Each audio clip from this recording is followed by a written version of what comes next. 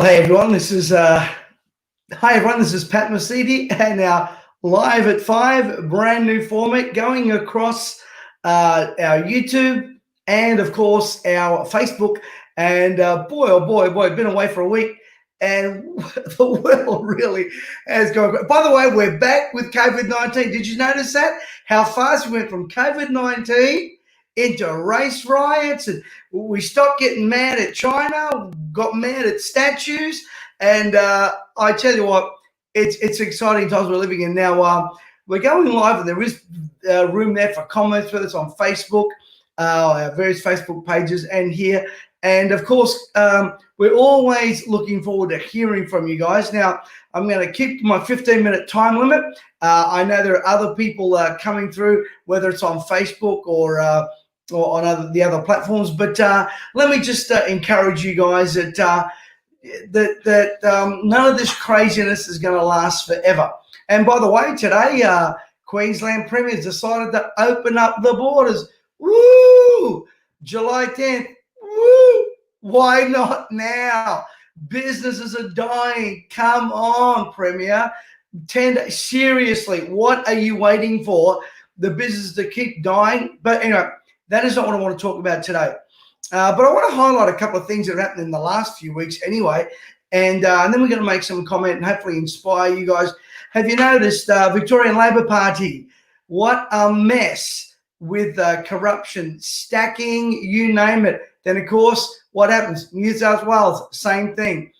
The amount of corruption going on within the Labor Party, and again, this is not a political statement.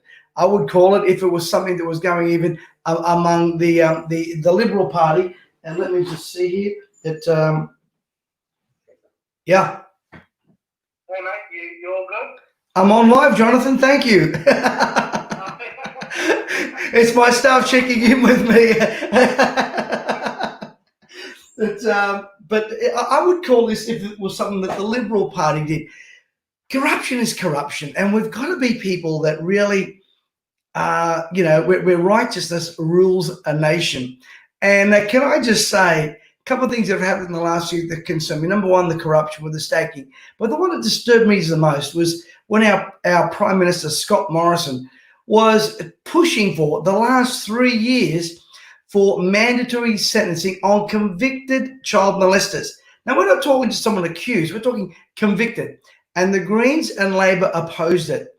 And then we find among their ranks that there are people there who are involved in these evil practices. We've got to be people that call things wrong. And we've got to be people that stand up for what is right, regardless of political factions. And I really believe that the left-hand side of politics, particularly what we're seeing in the United States, is crazy. Now, the problem I have with anarchists is this. They probably own nothing, but want to destroy everything.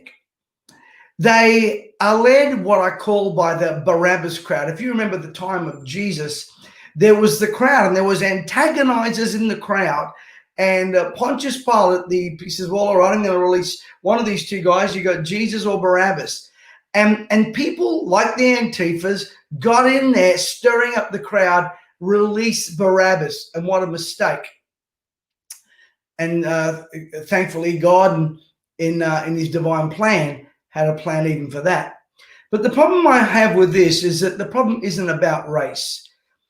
What has tearing down a statue got to do with race or justice? And if so, why is a statue of one of the most brutal leaders of all time in Lenin still standing in Seattle? In our country, we've got people wanting to tear down Captain Cook. Now, let me just say this. If it wasn't for Captain Cook, you and I would not be here. Of course, the Aboriginal people of the land would be here. But you want to eradicate history, and history is not there for you to eradicate. It's there to learn from, regardless of what is happening. I really believe the whole issue, and I will talk of it, of the race issue, it's a choice of the heart. And what I'm finding is a lot of people out there ranting about white privilege. Well, let me give you the facts here in Australia. And I am a supporter of Aboriginal, Torres Strait Islanders, any people of colour. And remember, I'm brown. So just remember that. Per head per capita, $43,449 are spent on people of Aboriginal and Torres Strait Islander.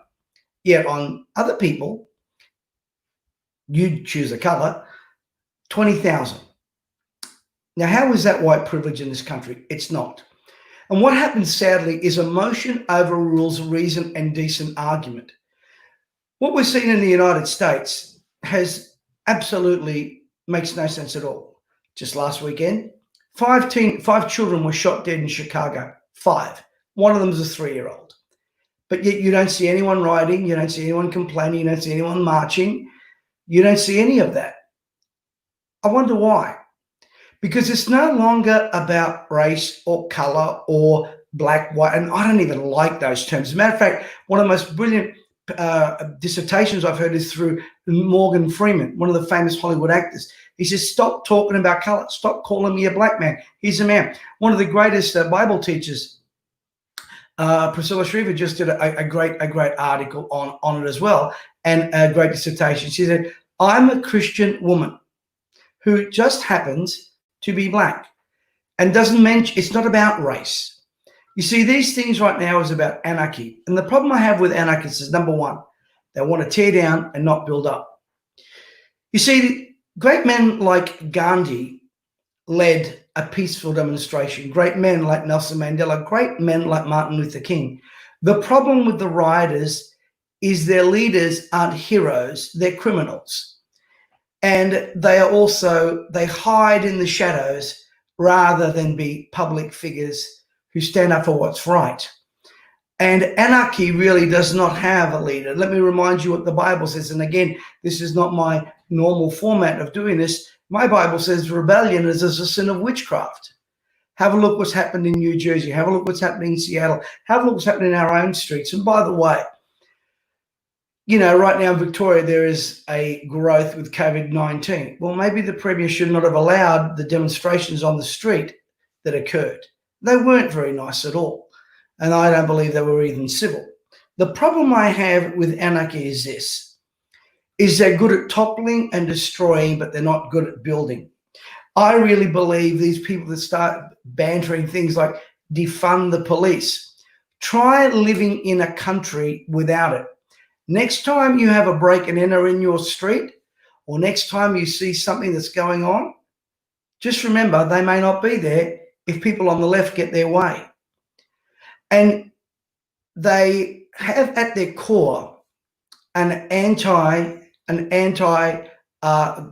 anti-godly and lawlessness. It is a spirit of lawlessness. And we are called to be people that uphold the law. Listen to me very carefully. There is no right way to do a wrong thing. There is no right way to do a wrong thing. I really believe we need to be the kind of people who do what is right. The problem I have with anarchists is this. There is no reason. There is no common sense. It is vandalism. It's destruction. They want to tear down rather than build up. They want to destroy heroes while they themselves are cowards. They want to break the law while they then demand that the law be upheld. I find it strange that right now they're not protesting over 5 children shot dead in Chicago last weekend, let alone the shootings of 104 people the weekend before. And I'm not here to make comment on what's happening in the United States, although it's very important because let me tell you what happens in America, we soon follow through over here. Many of the leaders of the Aboriginal community here in this country are already saying that the whole Black Lives Matter movement is not about black lives at all. It's about our political agenda. And they're correct because they don't care. Where is the outcry with the staggering figures of domestic violence, child abuse, and murder within those communities? I think sometimes that the only time that the Black Lives Matter crowd start chanting is if Caucasian people commit those crimes. At the core of this issue is the heart of man. At the core of this issue is the heart of man. It is not the color of a person's skin. the good book or the book of life, the Bible says that there is one blood, one nation. One blood, one nation. One blood, one nation. Not two, one. We begin those divides. We cause those divides. And the very fact that some of these people, even in Australia, start using white privilege, and even the fact what concerns me is I see many preachers using that. Well, I don't know too many preachers that don't have a lot of privileges. Matter of fact, I could go down the list right now and tell you the privileges they have. I want to challenge, well, I better leave that my next one alone. It's not about white privilege.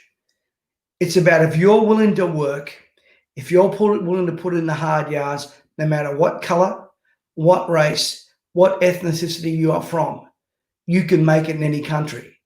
My father was an immigrant to this country. He came here, he kissed the ground, and he started to build. He didn't tear down. He didn't demand.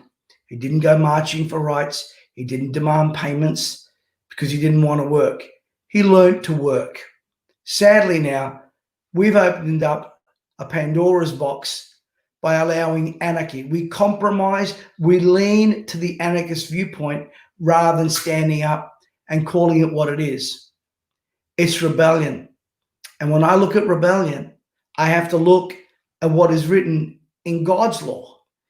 It's as the sin of witchcraft. Witchcraft hides in lies. It hides in the dark. It casts spells and hallucinations over people.